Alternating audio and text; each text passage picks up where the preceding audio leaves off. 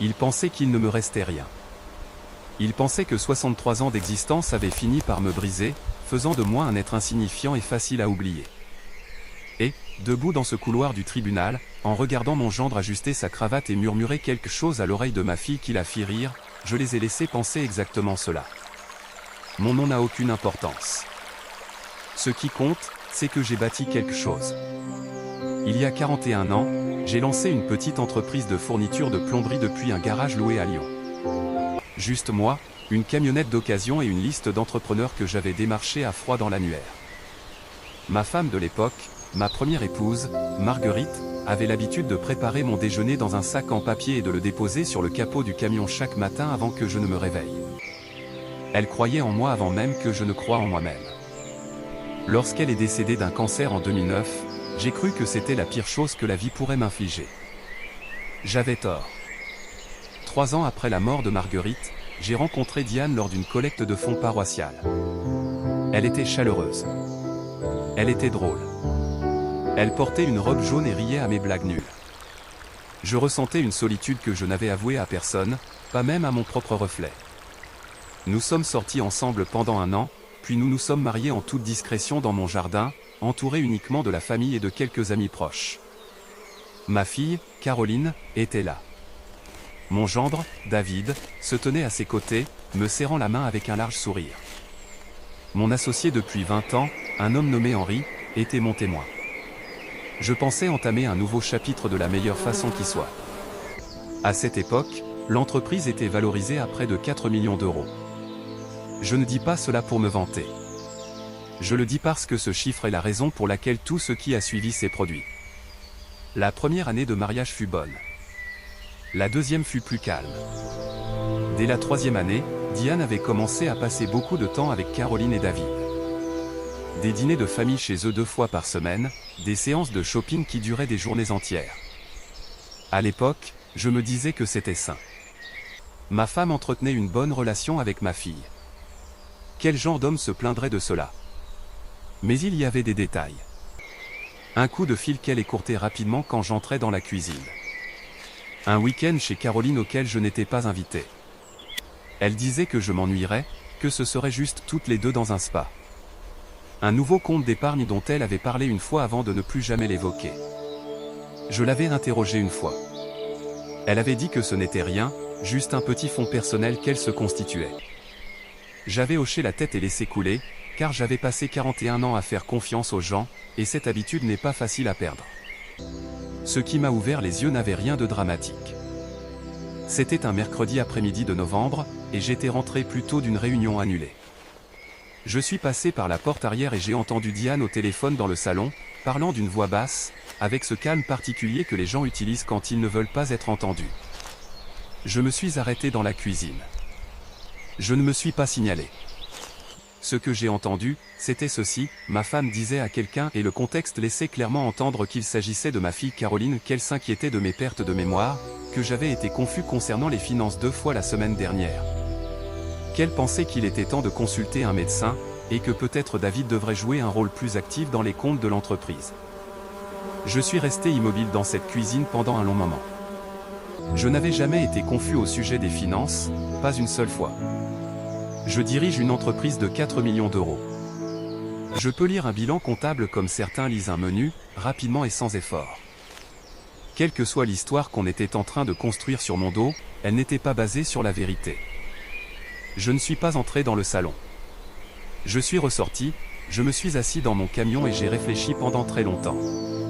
Puis j'ai conduit jusqu'au cabinet d'un homme nommé Gérald Foss, un avocat avec qui je travaillais sur mes contrats commerciaux depuis 15 ans. Je me suis assis en face de Gérald et je lui ai raconté ce que j'avais entendu. Gérald est un homme calme qui ne montre pas facilement sa surprise. Il a écouté, les mains jointes sur son bureau. Quand j'ai eu fini, il a dit 3 mots, on commence à documenter. C'était 14 mois avant la date du procès. Ce qui a suivi fut les 14 mois les plus méthodiques de ma vie. Gérald m'a aidé à engager une experte comptable judiciaire, une femme nommée Patricia, qui a passé 6 semaines à éplucher chaque compte lié à l'entreprise et à notre foyer. Ce qu'elle a découvert n'était pas un vol au sens dramatique, aucun retrait massif qui aurait été évident. C'était plus petit et plus patient. sur 2 ans et demi, un peu plus de 280 000 € avaient transité par une série de virements depuis un compte joint que Diane gérait, vers un compte au nom de Caroline, puis vers un troisième compte détenu conjointement par Caroline et David. 280 000 €. Pas tout d'un coup. Jamais plus de 8 000 € par mois. Patient, discret et délibéré. Patricia a également découvert autre chose. 6 mois avant notre mariage, Diane et Caroline avaient rencontré un conseiller financier ensemble. J'ignorais que ma femme connaissait ma fille avant notre mariage. Diane m'avait dit qu'elle s'était rencontrée lors de notre mariage dans le jardin.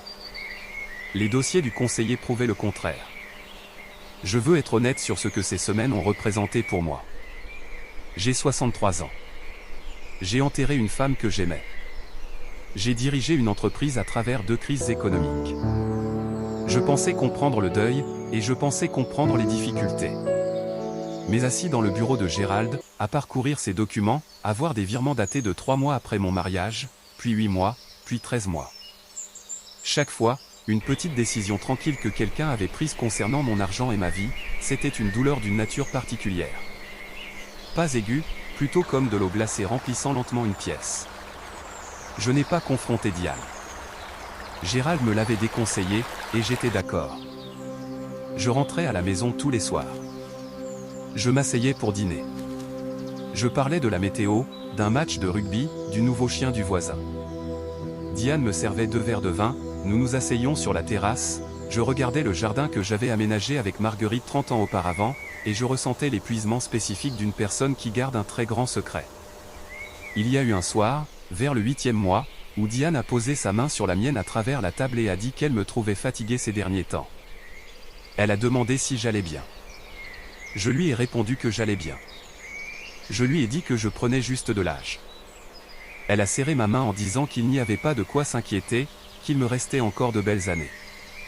Je l'ai remerciée. Je me suis servi un autre verre de vin. Je pensais au tableau Excel de Patricia. La seconde chose que Gérald et Patricia avaient découverte était une tentative de déplacer des actifs plus importants.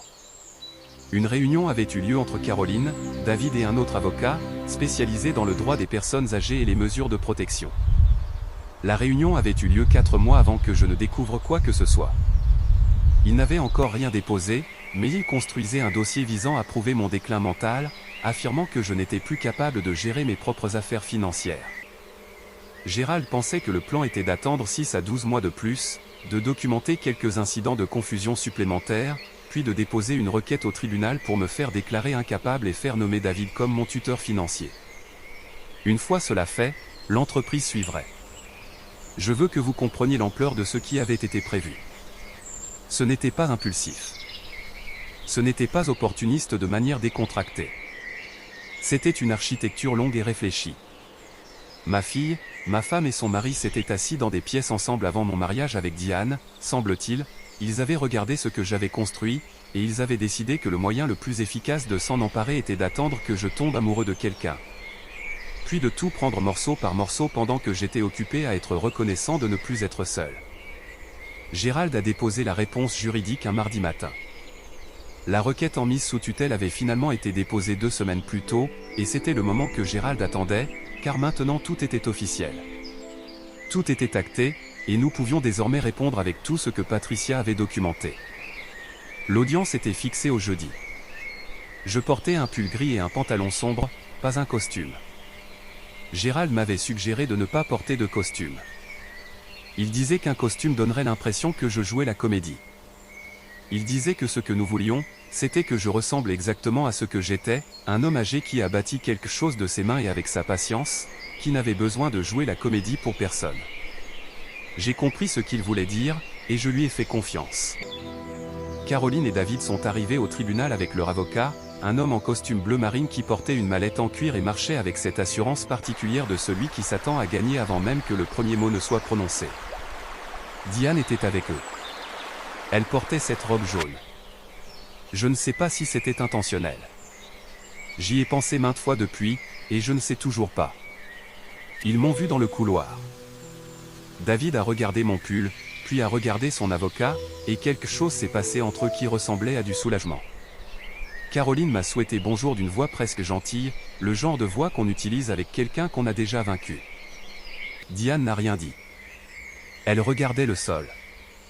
Leur avocat a ouvert les débats en présentant un dossier de documents, les soi-disant incidents de confusion. Une note d'un médecin chez qui Caroline m'avait emmené 8 mois auparavant sous prétexte d'un simple bilan de santé, 3 témoignages écrits de voisins, et un ancien employé décrivant des moments de perte de mémoire. C'était net. C'était bien construit. Assis là à l'écouter, je voyais bien comment, pour quelqu'un qui n'était pas au courant de ce que je savais, cela pouvait paraître convaincant. Leur avocat s'est assis. David avait un petit sourire qu'il ne cachait pas vraiment. Les mains de Caroline étaient jointes sur la table devant elle. Gérald s'est levé. Il n'a pas haussé la voix. Il ne hausse jamais la voix. Il a soumis l'analyse financière complète de Patricia, 18 mois de virements documentés, la chronologie, la structure des comptes, la réunion prénuptiale entre Diane et Caroline avec le conseiller financier. Il a soumis les dossiers de l'avocat de Caroline et David montrant que la mise sous tutelle était en préparation depuis plus d'1 an avant son dépôt. Il a soumis les relevés téléphoniques montrant 47 appels entre Diane et Caroline dans les 2 mois précédant immédiatement notre mariage, alors que Diane prétendait à peine connaître ma fille. Puis Gérald a soumis un dernier document. C'était une lettre écrite de ma main, datée de 14 mois plus tôt, la semaine après que j'ai entendu ma femme au téléphone dans ma cuisine. Dans cette lettre, j'avais consigné tout ce dont je me souvenais concernant mes finances avec une clarté parfaite. Numéro de compte, solde, valorisation de l'entreprise, un inventaire complet de mes actifs, notariés, daté. Adressé au tribunal. Cette lettre n'existait que dans un seul but, démontrer que 14 mois plus tôt, l'homme qu'il prétendait confus possédait une connaissance plus claire et plus détaillée de ses propres finances que la plupart des gens n'en ont de leur propre nom. La juge l'a lu. Elle l'a lu lentement. La salle d'audience était très silencieuse. Puis elle a levé les yeux. Elle a regardé David d'abord, puis Caroline, puis leur avocat. Elle a posé la lettre sur le bureau devant elle avec une délibération que je n'oublierai jamais de ma vie. Elle a dit qu'elle avait quelques inquiétudes concernant la requête. Elle a ajouté que ces inquiétudes étaient significatives. Elle a annoncé qu'elle allait transmettre les documents financiers au bureau du procureur pour une étude sur une fraude potentielle et un abus financier sur personnes vulnérables. Elle a déclaré qu'elle rejetait la requête en mise sous tutelle dans son intégralité. Le marteau a frappé. J'ai entendu Caroline dire quelque chose, un mot unique, mais je n'ai pas pu le distinguer car il y avait un son dans mes oreilles qui, je crois, était juste le sang circulant dans mon corps comme cela arrive quand quelque chose, maintenu sous pression pendant très longtemps, est enfin libéré. Gérald a posé sa main sur mon épaule. J'ai hoché la tête. J'ai ramassé ma veste sur le dossier de la chaise et je l'ai boutonnée lentement, comme on le fait quand on n'est pas pressé. Quand on n'a nulle part où aller en urgence. 3 mois plus tard, le bureau du procureur a déposé des plaintes. Abus financiers sur personnes vulnérables, fraude et association de malfaiteurs contre Diane, contre Caroline et contre David. Le divorce a été prononcé avant la fin de l'affaire pénale. Je ne détaillerai pas tout ce qui a suivi dans les procédures judiciaires, si ce n'est pour dire ceci, les 280 000 € ont été entièrement documentés et une restitution totale a été ordonnée dans le cadre de la peine pénale. Caroline a reçu 2 ans de sursis et des travaux d'intérêt général. David a reçu la même chose. Diane a reçu 18 mois de sursis probatoire et a dû rembourser la totalité de la somme à partir des actifs partagés lors de la procédure de divorce.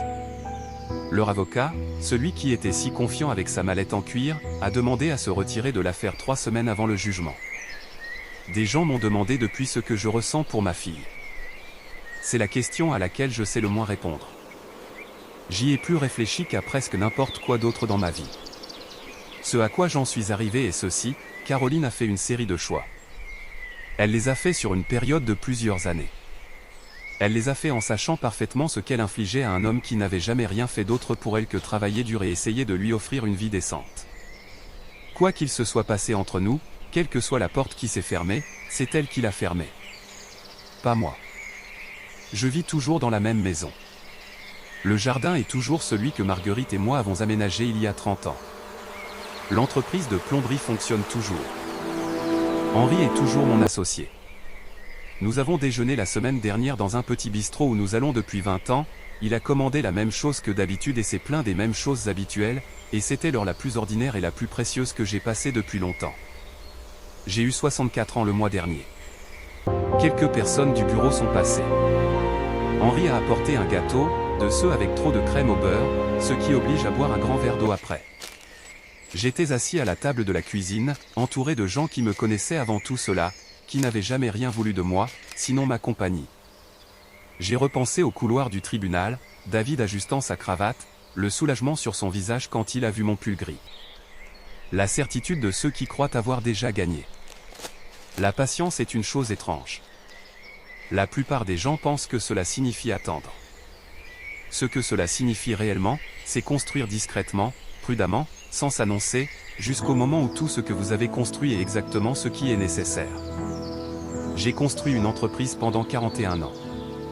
J'ai construit un dossier juridique pendant 14 mois. Je ne suis pas un homme compliqué. Je suis juste un homme qui a appris très tôt que le travail que vous faites quand personne ne regarde est le seul qui compte vraiment. Le marteau a frappé, et cela a suffi.